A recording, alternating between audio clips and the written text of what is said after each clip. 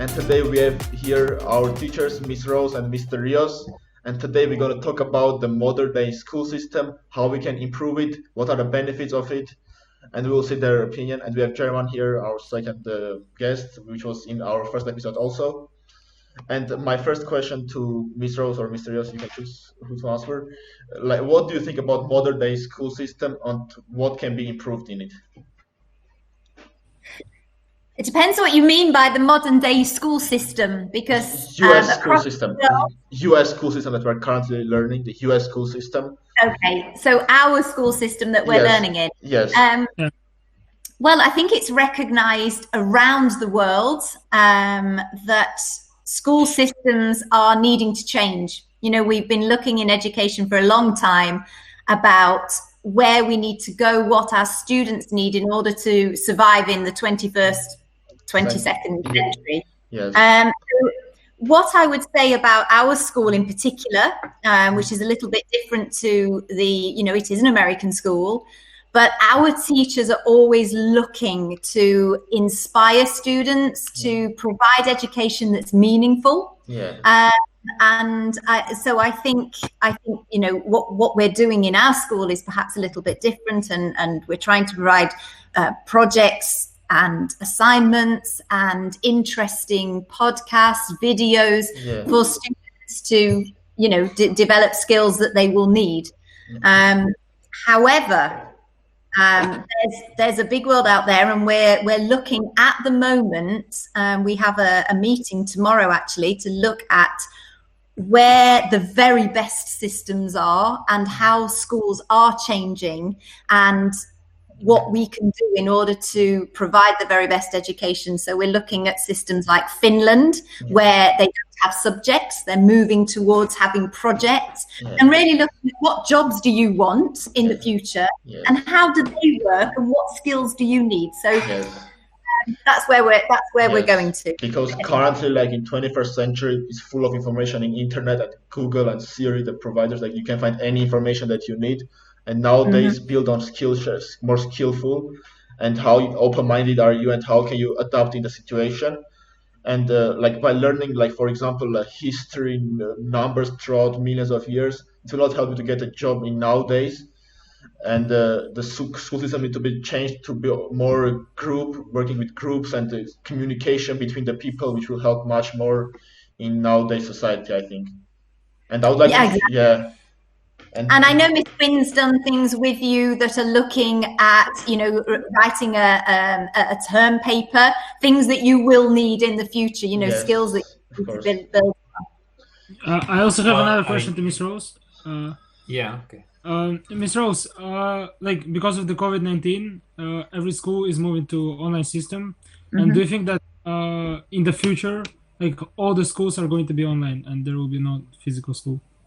I think that's a possibility, German, to be honest. I was in a group about 20 years ago, and we were looking at the future of schools, and there's actually school buildings might not exist in the future. I know that you're doing a lot of work at the moment with online learning, online collaboration. However, if COVID-19 has taught us anything, and I think you'll agree with this as students, you can work virtually in groups, you can collaborate, you can do all that rich work. But sometimes being in the same room with the energy that bounces off people is very different, and you can have very different outcomes from that. So a mixture. Mysterious, what you wanted to say before? Well, no, I wanted to say about the new school. In math, I'm a math teacher. In math, we're focusing on more like understanding than memorizing. I mean, we don't like formulas. I mean, we don't want formulas. We want the students to be able to understand how to solve the problem by themselves and think algebraically, not just memorizing formulas. And the teachers are being trained to go in that direction. The teachers are going on Saturdays to the school to be trained. The teachers are sent to other countries to do workshops, because we don't want the students to just take a formula. What formula do I need? That's a very common question. We don't want those questions. We want them to think. Yeah, like in modern day, like if you know the formula, like quadratic formula, if you know the quadratic formula, it's not going to help you to do your taxes and like help you. And you can find the quadratic formula in the internet. In the internet, yes, and you can put quadratic formula. And in modern situations, it will be very useful to know the base skills around the math that you can cooperate with people. And I would like to show one video guy talking about the modern school system and to see your reaction about it. Albert Einstein once said, "Everybody's a genius. But if you judge a fish by its ability to climb a tree, it will live its whole life believing that it is stupid." Ladies and gentlemen of the jury, today on trial we have modern day schooling. Glad you could come. Not only does he make fish climb trees, but also makes them climb down and do a 10-mile run. Tell me, school, are you proud of the things you've done? Turning millions of people into robots, do you find that fun? Do you realize how many kids relate to that fish? Swimming upstream in class, never finding their gifts, thinking they are stupid, believing they are useless? Well, the time has come, no more excuses. I call school to the stand and accuse him of killing creativity, individuality, and being intellectually abusive. He's an ancient institution that has outlived his usage. So, Your Honor, this concludes my opening statement, and if I may present the evidence of my case, I will prove it. Proceed. Exhibit A. Here's a modern day phone. Recognize it? Here's a phone from 150 years ago. Big difference, right? Stay with me. Here's a car from today. And here's a car from 150 years ago. Big difference, right? Well, get this. Here's a classroom of today. And here's a class we used 150 years ago. Now ain't that a shame? In literally more than a century, nothing has changed. Yet you claim to prepare students for the future? But with evidence like that, I must ask, do you prepare students for the future or the past? I did a background check on you and let the record show that you were made to train people to work in factories, which explains why you put students in straight rows, nice and neat, tell them sit still, raise your hand if you want to speak, give them a short break to eat, and for 8 hours a day, tell them what to think. Oh, and make them compete to get an A letter which determines product quality, hence grade A of meat. I get it. Back then, times were different. We all have a past. I myself am no Gandhi. But today, we don't need to make robot zombies. The world has progressed. And now we need people who think creatively, innovatively, critically, independently, with the ability to connect. See, every scientist will tell you that no two brains are the same. And every parent with 2 or more children will confirm that claim. So please explain why you treat students like cookie cutter frames or snapback hats, giving them this one-size-fits-all crap. Watch your language. Sorry, Your Honor, but if a doctor prescribed the exact same medicine to all of his patients, the results will be tragic. So many people would get sick, yet when it comes to school, this is exactly what happens. This educational malpractice, where one teacher stands in front of 20 kids, each one having different strengths, different needs, different gifts, different dreams, and you teach the same thing the same way? That's horrific. Ladies and gentlemen, the defendant should not be acquitted. This may be one of the worst criminal offenses ever to be committed. And let's mention the way you treat your employees. Objection. Overruled. I want to hear this. It's a shame. I mean, teachers have the most important job on the planet, yet they're underpaid? No wonder so many students are short-changed. Let's be honest, teachers should earn just as much as doctors, because a doctor can do heart surgery and save the life of a kid, but a great teacher can reach the heart of that kid and allow him to truly live. See, teachers are heroes that often get blamed, but they're not the problem. They work in a system without many options or rights. Curriculums are created by policymakers, most of which have never taught a day in their life. Just obsessed with standardized tests. They think bubbling in a multiple choice question will determine success. That's outlandish. In fact, these tests are too crude to be used and should be abandoned, but don't take my word for it. Take Frederick J. Kelly, the man who invented standardized testing, who said, and I quote, "These tests are too crude to be used and should be abandoned." Ladies and gentlemen of the jury, if we continue down this road, the results will be lethal. I don't have much faith in school, but I do have faith in people. And if we can customize healthcare, cars, and Facebook pages, then it is our duty to do the same for education, to upgrade it, change it, do away with school spirit, because that's useless. unless we're working to bring the spirit out of each and every student. That should be our task. No more Common Core. Instead, let's reach the core of every heart in every class. Sure, math is important, but no more than art or dance. Let's give every gift an equal chance. I know this sounds like a dream, but countries like Finland are doing impressive things. They have shorter school days, teachers make a decent wage, homework is non-existent, and they focus on collaboration instead of competition. But here's the kicker, boys and girls. Their educational system outperforms every other country in the world. Other places like Singapore are succeeding rapidly. Schools like Montessori, programs like Khan Academy, there is no single solution. But let's get moving, because while students may be 20% of our population, they are 100% of our future. So let's attend to their dreams, and there's no telling what we can achieve. This is a world in which I believe, a world where fish are no longer forced to climb trees. I'll rest my case. Okay, so Mr. Rios and I and the whole faculty have actually seen that video before, and I think what I really want to say is that that's, you know, we firmly believe everything that that video is saying, which is why, you know, we're looking to the best education. Mr. Rios is teaching teachers at the moment about Singapore math, because that is the system which allows students to really develop those skills of problem solving, of critical thinking, you know, really looking at that skills-based curriculum. So yeah, I absolutely agree with everything that was said in that video, and I know that all your teachers do as well. Yeah, Mr. Rios, what were your thoughts? Well, obviously, I also absolutely agree.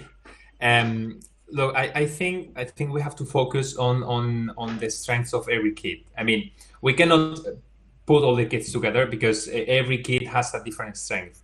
I mean, and this is basically, it's very, I mean, it's one of the things that they talk in the video. I mean, this fish cannot climb the tree. The fish will be very good at the things that the kid can do in the water, but if you ask him to climb the tree, it's useless, right? Yeah. But there will be maybe there is a kid who can climb the tree like the best one, but then you put this kid in water and it sinks. Yeah. You know, so we need to focus on the strengths of every kid and try to make them find the best version of themselves. Yes. By themselves. Yeah. Yeah, absolutely. And what do you think is the barrier that like stops the modeling system to like change it like drastically? What's the barrier that like stops them to like cut the system off, that they're realizing that it doesn't help people for their future? They don't do taxes, they don't get the knowledge they will need in the future, but they still continue with the same school system currently. What's the biggest barrier? Well, yes, Mr. Yosei.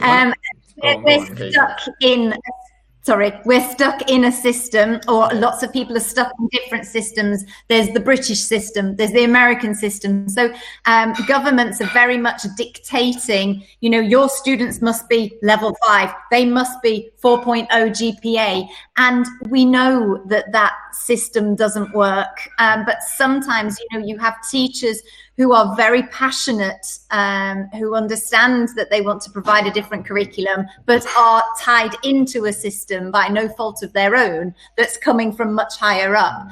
And also leaders, you know, leaders of schools. It's being able to have that strength, that connection between the students. It's a big leap because you're coming out of a system into something you really believe in, but perhaps, you know, 80% of your colleagues are not doing that. So that's why it's fear, but absolutely everybody knows that it needs to happen. Yeah, but it's difficult also because look, in our school, I mean, we're preparing students for several different exams like SAT, APs, also Spanish exams, Spanish, Catalan exams, and we have so many requirements that we need to teach, so many things, so many syllabi, like the core curriculum, the Spanish curriculum, many things that we really need to do, because in this actual world, I'm not talking about the future. The future is very, I mean, we can imagine and make the future as good as we want, but the reality is that right now, our students are still forced to do these standardized exams. Yeah, you know, and so like from we my point really of need to focus on that too. like my point of view, like when things going to economics class, like hoping like the dreams that like, oh, we're gonna learn about the economy modern day and like how economy works, but like I didn't really get that feeling of like we're gonna learn the economy. Like so just some paperwork solving some problems that doesn't even come to the near economy, and like just pure paperwork that I'm gonna need for my essay for my AP exam in a couple of days, and I'm gonna forget whatever I wrote on that exam in 5 days after it, and it's gonna be completely useless. I didn't get that feeling of like you actually feel what you are doing in a paper. It doesn't just need to be written in the paper. It needs to like give you the overview of everything what's going around you, and I didn't get that feeling out of that class going into that class. And but unfortunately, yeah, that class assigning you to pass that test, because that's the constraint of the curriculum that Mr. Rios is talking about. Sorry about that. My husband's just delivered me a piece of pizza on a plate, which is really lovely. No problem, absolutely. Yeah. I haven't quite gone to lunch yet, never mind dinner. Yeah.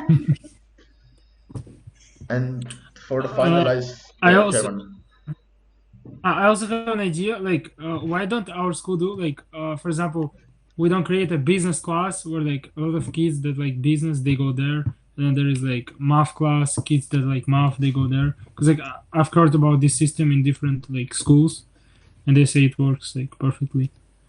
Yeah, well, they actually in Spain. Well, in Spain, I mean, you in the last 2 years of high school, you don't need to do math if math is not your thing, and you don't need to do biology if biology is not your thing.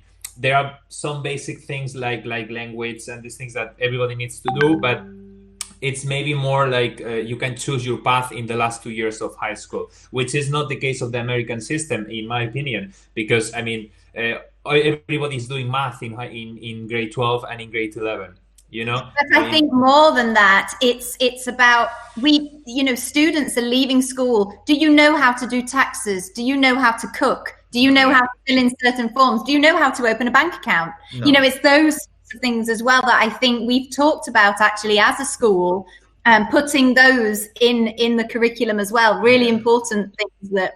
Like you leave the high school without knowing what's going on in life, like having like closed mindedness, like, oh, I know the history of US for past 200 years. It's not going to help me to get a job in the future. And like, what's the point of learning? Yeah.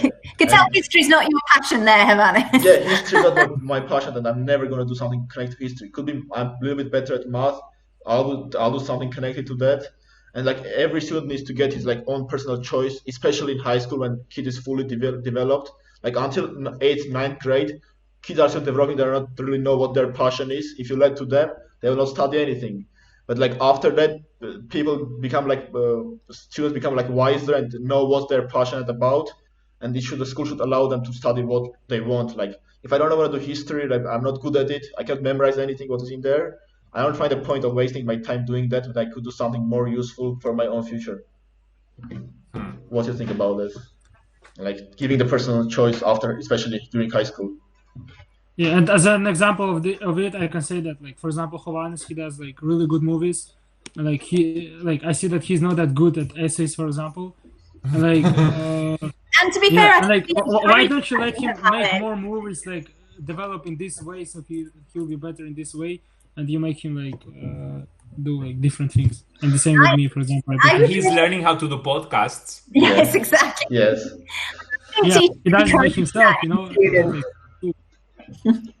Good. Yeah, absolutely. That's pretty much it. Do you have anything to finalize for what we thought about the school system and final thoughts about it? Well, I'm actually happy that some students, actually you too, are interested in this. It's actually amazing. I mean, because sometimes I have the feeling that we're trying to change the world, and the people who will benefit from this change are not that interested in changing it. So I actually feel so proud of you too that you are trying to do this, and I'm so glad that you invited Ms. Rose and me to. Yeah, we want to see the both sides, the student side and the side of teachers, how they can cooperate together, and like the best outcome, what would be for both sides, like for student improvement, because teachers are like, it's so important in the like nowadays the high school, like the nowadays high school, like when I was in high school from 9th to 12th grade, it like almost made my future. Like I know exactly what I want to do already. Like how my mind developed in high school, making friends, communicating with students. It's not just a basic studying principle of like you need to go class, go back home, study there, do more homework for another 5 hours, and go back to school again the next morning. It should be more the cooperation between the students and the teachers. They need to feel more friendly. Like I think in US system that's one of the biggest benefits, that like student and teacher are much more friendly than like in Armenia, for example. It's like very strict student and teacher relationship, and you're not even allowed to make jokes, and like it's very strict and like very closed-minded, and it's much better in US school system, I think, currently. And that's one of the benefits, and it's way to improve. Yeah. And also, like in our case, like in case of our school, like for example, you actually do like much more than in the other schools. Like for example, also in Russia, like here we have like different stuff, like different ways of education. It's not just like mostly it's just essays and this stuff, but sometimes we can like speak about like different like themes in that are class, like yes. important. And you freedom of videos speech. and collages and all sorts of different things as well. I hope.